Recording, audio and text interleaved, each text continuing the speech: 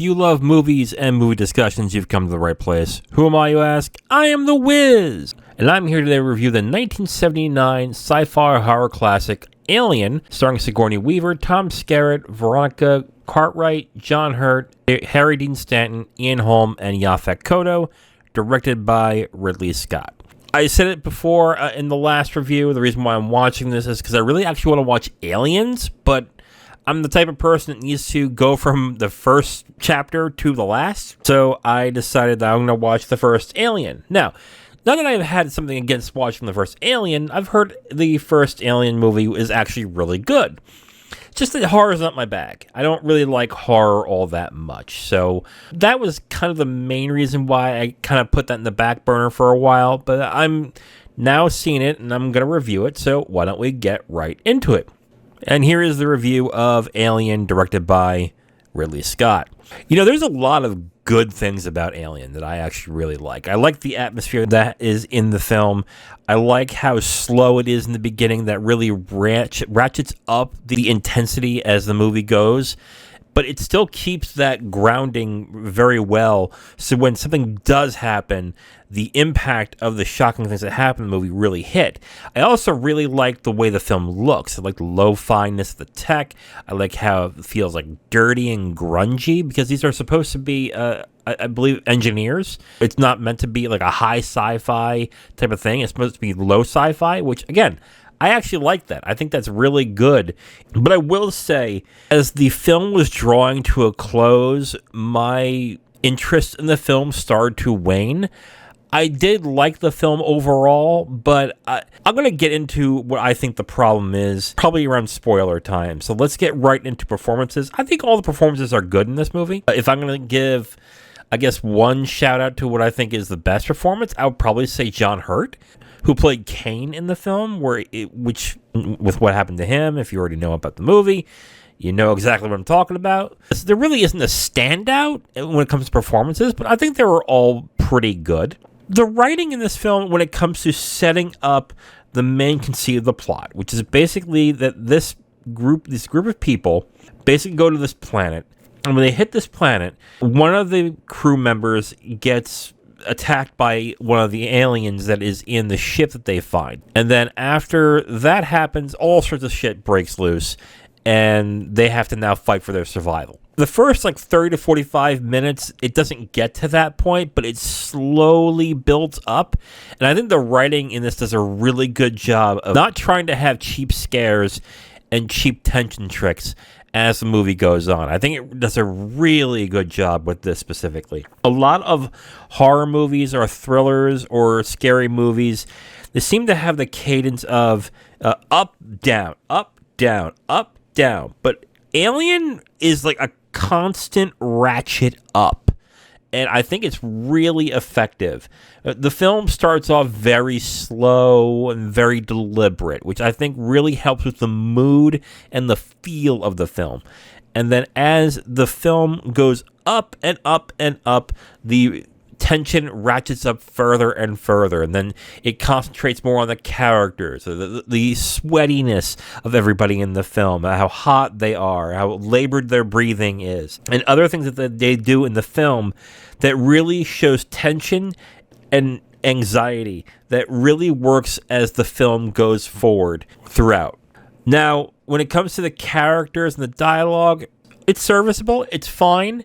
It's not badly written, but it's not really well written, but it's written well enough to where it just helps with the tension of the film, because all this film is really is these people trying to survive, and you really can't do much when it comes to verbose dialogue in that end. So what the dialogue and everything does in this film caters to that specifically, and I think that is perfectly fine. Direction, I think, is really good. Again, I like how the film is set. I like how everything is both futuristic and lo-fi, and how things just feel like it's like stapled and duct taped together. The gadgets in the film still feel like, it's weird. It's futuristic looking, but it still feels like it's something I would see from like the 60s and 70s are like really dingy and really drab kind of settings with tools that look like they're taped together, or they're done like in a man-made kind of way, not like old man-made, but like you would get like in a factory. It really helps this mood get across the entire film. The only thing that's sci-fi about the film is that it's about an alien and that it's set in space. And the rest just feels like it could be set in like a dingy factory, and I actually really like that feeling in that film. I think Ridley Scott does a really good job of keeping that tension and keeping that feel throughout the film, and it makes it feel really unique in that way. Okay, so let's get into spoilers for Alien, the 1979 sci-fi horror flick directed by Ridley Scott. If you have not seen it, you should come back when you're ready. We'll get into spoilers in 5, 4, 3, 2, 1. Okay, so why am I doing spoilers for Alien? Odds are you've probably already seen this movie. I should have seen it a long time ago. And if you haven't seen this movie and you're really into films, you probably know what happens in this film. Basically, you probably already know what happens at the end, because Sigourney Weaver's in like the other 3 Alien movies. So right there, it's like, well, Ripley survives, right? Like, yes, Ripley survives. So that makes all the sense in the world. So, yeah. I have to say that, too. Oftentimes, when I review movies and I know what happens, I usually don't think it's an excuse that I can't like a film because I know what happens. This might be one of the exceptions I have, because I feel that the main thing of this movie was the tension. Of the feeling of who's going to survive. How are they going to survive? Are they going to survive? And knowing in the back of my head that, well, Ripley is going to survive, because there's 3 other movies, I think that kind of displaced the tension.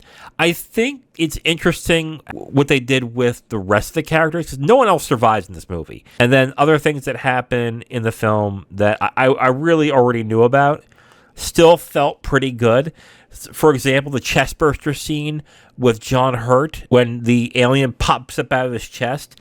I knew it was coming, but man, that scene visceral. It really was a hard scene to watch. I'm not really great with gratuitous violence. I don't think Alien was that gratuitous, but when it happened, I was like, wow, okay, that still feels a little intense. So I actually really think that scene was done really well. Things happen throughout the film and people keep dying.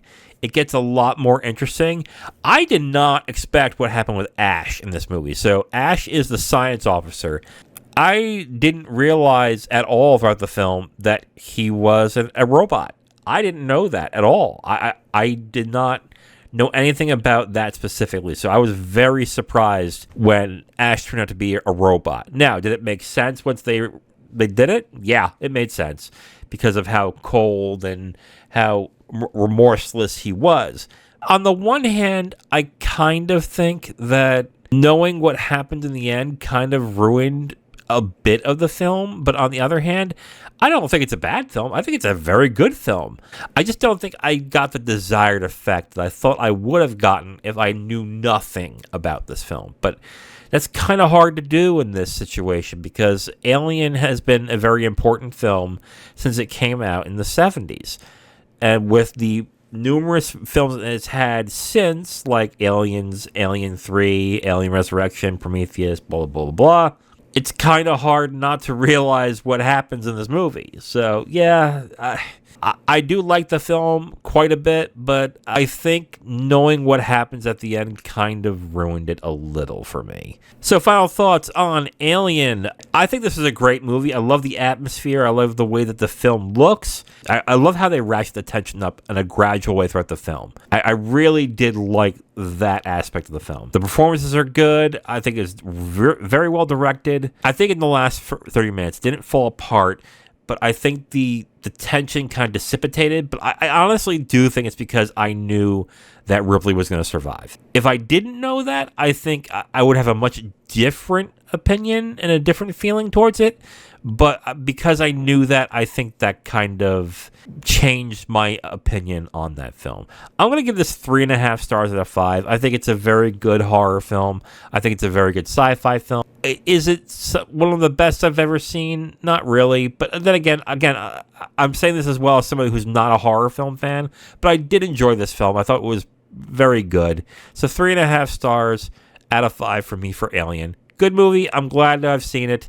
Now I'm going to watch Aliens because I hear that film is excellent. So 3.5 stars out of 5 for Alien. Okay, so next week, the theme for next week is Wes Anderson week. So we're going to watch all Wes Anderson films. Tuesday, me and Zero are going to watch Isle of Dogs. And Thursday, I'm going to watch a Wes Anderson film that I have yet to see. I think I've seen every one of his except for this one. Except for the new one that came out, which I will also probably be reviewing on Sunday. I'm going to review the Darjeeling Limited, starring Owen Wilson, Jason Schwartzman, and Adrian Brody. And of course, directed by Wes Anderson. Yeah, I've not seen this film yet. I've heard mixed things about this, but I still want to give this a shot. So tune in next week where I review the Darjeeling Limited, starring Jason Schwartzman, Adrian Brody, and Owen Wilson, directed by Wes Anderson.